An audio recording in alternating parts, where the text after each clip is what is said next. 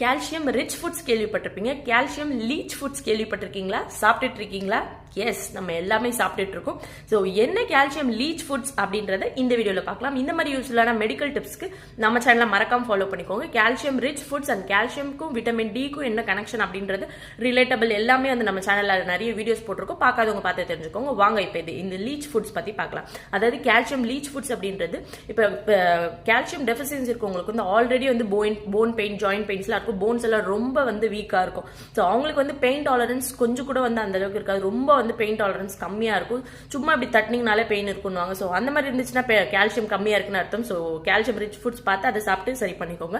So calcium leech foods என்னென்ன அப்படின்னா நம்மளுக்கு ஒரு புளிப்பு தன்மை தருது. அதாவது புளி, தக்காளி, அதுக்கப்புறம் பழத்துல பார்த்தீங்கன்னா கமலா, ஆரஞ்சு, லெமன் இதெல்லாம் டெய்லி பேசிஸ்ல எடுக்கும் போது ஆல்ரெடி கால்சியம் டெஃபிஷியன்சியா இருக்கிறவங்களுக்கு வந்து இது வந்து இன்னும் கொஞ்சம் பாடியில் இருக்க கால்சியம் எல்லாத்தையுமே எடுத்துரும். ஸோ